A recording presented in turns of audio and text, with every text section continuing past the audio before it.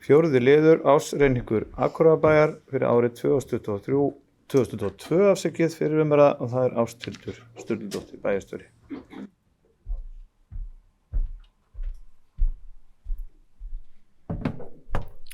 Forseti bæjarfulltrúar, ég gerir ráð fyrir að þið séuð með ársreikningana fyrir framan ykkur.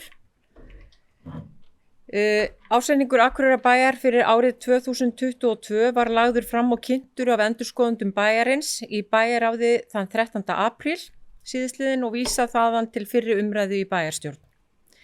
Ég mun hér á eftir fara yfir helstu stærðir ársreikningsins en hann líkt og framkemur í skýrslu og áritun bæjarráðs og bæjarstjórnar, gerður í samræmi við sveitarstjórnarlög, lög ársreikninga, reglugerð bókhald og ársreikninga sveitarfélaga, sem og auglýsingar stjórnvalda reikningsskil sveitarfélaga. Að sjálfsögðu hægt að tína til ýmsar aðrar stærðir í slíkri upptalningu, en ég vona hins vegar að þessi samantekt gefi nokkuð glögga mynd af fjárhagslegri stöðu sveitarfélagsins. Ársreikningurinn settur fram samkvæmt reikningsskilum sveitarfélaga. Starfsemi bæjarins skipt upp í 2 hluta, A-hluta annars vegar og B-hluta hins vegar. Til A-hluta telst starfsemi sem fjármögnuð með skatttekjum, tekjum frá jöfnunarsjóði og þjónustutekjum. Að ræða aðalsjóð, eða það sem við þekkjum sem starfsemi bæjarins, fasteignir Akureyrarbæjar, framkvæmdamiðstöð og eignasjóð gatna.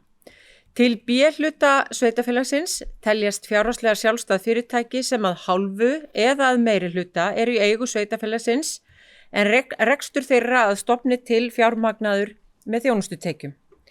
Fyrirtækin félagslegar íbúðir, strætisvagnar Akureyrarbæjar, bifreiðastæðasjóður Akureyrarbæjar, Hlíðarfjall, Hafnasamlag Norðurlands, Norðurorka HF, Byggingasjóður Náttúrufræðistofnunar og Gjafasjóður öldrunarheimila Akureyrarbæjar. Almennt má segja að rekstur samstæðu Akureyrarbæjar hafi verið nokkuð góður á síðasta ári og rekstrarniðurstaða ársins talsvert betri en fjárhagsáætlun gerði ráð fyrir. Ef við byrjum að fara yfir rekstrarreikninginn, eins og niðurstöður ársreikningsins bera með sér var árið 2022 aðeins skárra en áætlanir gerðu ráð fyrir. Reksturinn þó ekki í jafnvægi. Rekstratekjur A- og B-hluta voru samtals tæplega 30,5 milljarður króna á árinu 2022 og skiptast þannig að skatttekjur, útsvar og fasteignaskattur námu rúmlega 15,5 milljörðum, framlög jöfnunarsjóðs sveitarfélaga námu 4,6 milljörðum og þjónustutekjur voru tæplega 10,4 milljarðar króna. Tekjurnar nærri 3,2 milljörðum krónum hærra en gert var ráð fyrir í fjárhagsáætlun og ríflega 2 milljörðum hærri en árið áður. Rekstrargjöld samstæðunnar fyrir fjármannatekjur og fjármagnsgjöld námu tæplega 26,2 milljörðum króna en þar af voru laun tæpir 16,1 milljarðar. Áætlun ársins gerði ráð fyrir að launin yrðu 15,8 milljarðar. Rekstrarniðurstaða fyrir fjármunatekjur og fjármunagjöld því jákvæð 4,3 milljarða. Þetta jákvæða frávik á sér sínar skýringar sem felast aðallega í hærri tekjum. Gjaldfærð lífeyrisskuldbinding samstæðunnar var töluvert hærri en áætlun gerði ráð fyrir, eða 1164 milljónir króna í stað 800 milljóna. Það umtalsverð hækkun frá fyrra ári þegar skuldbindingin var tæpar 300 milljónir. Þessi útgjaldaliður ein mesta óvissan ár hvert í rekstri sveitarfélaga. Rekstur sveitarsjóðs og A-hluta bæjarins betri en áætlun gerði ráð fyrir eða neikvæðum 826 milljónir í stað en neikvæðrar afkomu 1300 milljónir króna. Þó skal nefnt að aðalsjóður rekinn með tapi og rekinn með tapi, þó svo að tapið hafi lækkað umtalsvert á síðustu árum. Skýringarnar að mestu leyti hærri tekjur og ekki síður betri rekstur en verið hefur. Augljóst hversu jákvæð áhrifin af því að öldrunarheimili Akureyrarbæjar eru ekki lengur í rekstri sveitarfélagsins. Í þessu samhengi einnig áhugavert að skoða yfirlit yfir rekstur málaflokka sem heyra undir aðalsjóð sérstaklega. Fjárheimildir fyrir einstaka málaflokka eru samþykktar af bæjaráði og það er verkefni ráðunarstjórnenda bæjarins að sjá til þess að útgjöld séu innan þess ramma sem þar er markaður. Ef yfirlit yfir málaflokkan á blaðsíðu 15 er skoðað, kemur í ljós að langflestir málaflokkar voru reknir innan eða í kringum samþykktar fjárheimildir og í þeim tilvikum þar sem svo var ekki var frekar lítið frávik að ræða. Þessar tölur eru þannig til marksum að almennt hafi stjórnendum bæjarins gengið vel að halda sig innan þess útgjaldaramma sem ákveðin var. Full ástæða er því til að þakka stjórnendum og starfsmönnum bæjarins fyrir þeirra þátt í þessum betri niðurstöðu tölum en verið hafa á ársreikningnum. Ef við förum þá næst í efnahag sveitarfélagsins. Litlar breytingar eru á efnahagsreikningi frá fyrra ári. Eignir bæjarins eru nú 66,5 milljarðar króna og hækka þar með tæplega 3,7 milljarðar milli ára. Þegar horft er til skulda samstæðunar þá greinast þær þannig að langtíma skuldi samstæðunar nema rúmlega 26,4 milljörðum króna en skammtíma skuldir tæplega 5,6 milljörðum. Við þetta bætist síðan að lífeyrisskuldbindingar upp á 5,6 milljarða. Samtals eru skuldir og skuldbindingar samstæðunar því 38,2 milljarðar króna og hafa hækkað 2 milljarða á árinu. Eigið fé samstæðunar er 28,3 milljarðar og hækkað 2,3 milljarða á árinu. Ef eingöngu er horft til A-hlutans þá aukast eignir hans rúman 3,3 milljarða króna að verðmæti, fara úr rúmum 39 milljörðum í 42,3 milljarða. Skuldir og skuldbindingar A-hluta nema alls rúmlega 26,8 milljörðum króna og eigið fé er því rúmlega 16,8 milljarður.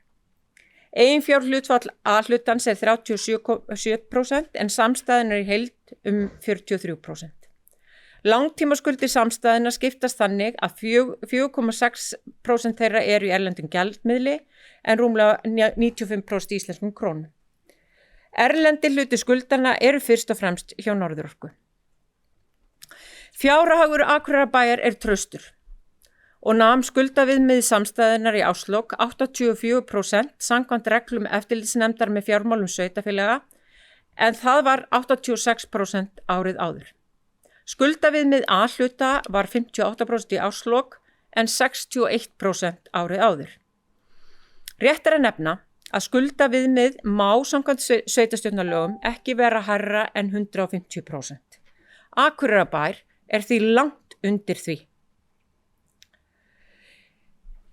Eina mikilvægustu kennitöluna í rekstri sveitarfélaga er að finna í sjóðstreymis yfirlitinu, þar er veltufé frá rekstri. Sú tala gefur best til kynna getu sveitarfélagsins til framkvæmda og greiðslu langtímalána eftir daglegan rekstur. Veltufé frá rekstri hjá samstæðunni nam 4,6 milljörðum króna. Áætlun hafði gert ráð fyrir tæplega 2,9 milljörðum króna í veltufé frá rekstri. Og það verður að segjast alveg eins og er að þetta er ákveðin tímamót hjá okkur hversu hátt veltuféð er hjá okkur. Fjárfestingarhreyfingar samstæðuna námu 2,7 milljörðum króna, fjárfest var í varanlegum rekstrarfjármunum fyrir tæplega 2,9 milljarður króna sem var tæplega 500 milljónum krónum minna en áætlað hafði verið. Mest var fjárfest í fræðslumálum og hjá Norðurorku.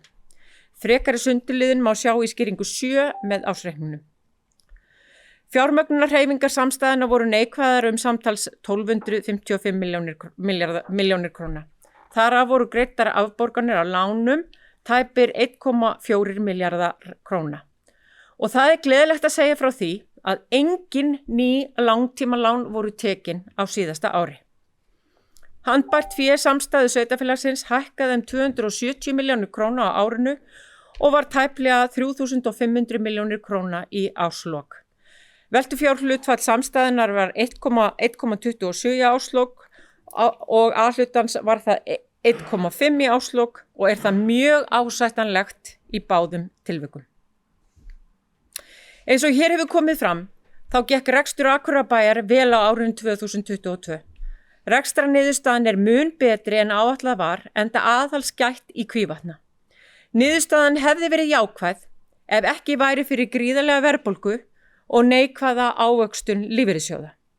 Þrátt fyrir betri niðurstöðu en áætlaði var, er ljóst að hefðbundinn rekstur sveitarfélagsins er mjög viðkvæmur fyrir öllum hækkunum útgjalda eins og kemur í ljós með hækkandi verðbólgu og þessari neikvæðu ávöxtun.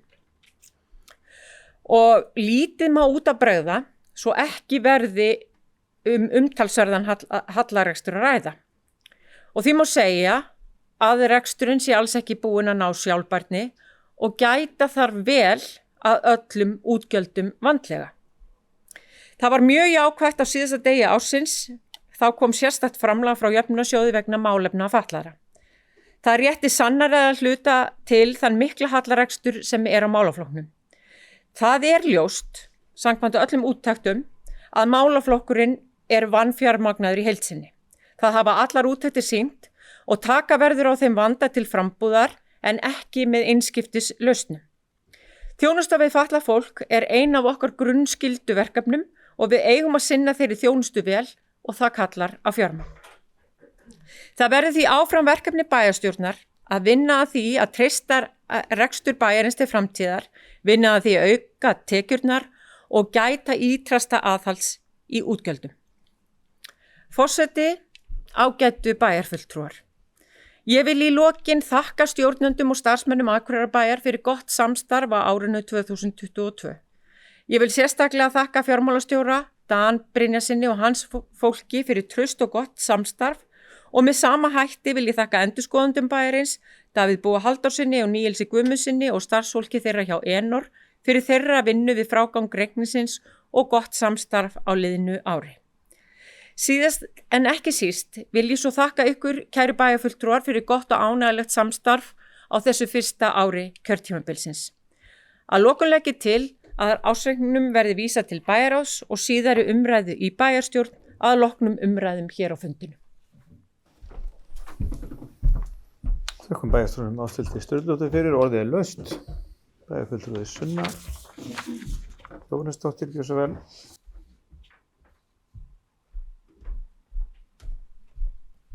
Forseti, ágæti bæjarfulltrúar, ég þakka bæjarstjóra Ásthildi fyrir góða yfirferð og svo sem lítið við hana að bæta og ég tek bara heils hugar undir allt sem kom fram í henni og maður getur að einhver leyti bara verið pínu bjartsýn við þessa niðurstöðu. Við færumst allt aðeins nær núllinni í þessu niðurstöðum og ég var bara heima áðan að flétta yfir fréttir af árskýrslum annarra sveitarfélaga og ég held að við stöndum nú aðeins betur og ef maður rýnir bara í bæði rekstratekjur og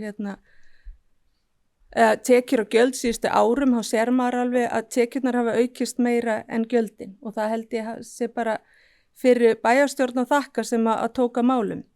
En það sem er meðal annars jákvætt í þessari niðurstöðu er að veltufé er að aukast og sömulegis handbært fé og einnig, og ég tek bara undir orð bæjarstjóra Ásthildar að hrósa sviðstjórum og stjórnendum hversu vel þeim hefur tekist að halda sig innan sinna málaflokka og við sjáum að einna helst er kannski fræðslumálina að hækka en við því að búist í rauninu og við vitum öll bara hvað við erum að díla við þar. En það sem mér finnst eiginlega merkilegast við er að við erum bara 200 milljónum frá fjárhagsáætlun í þessari ársskýrslu miðað við það að allar helstu breytur eru allt öðruvísi en við lögðum upp með.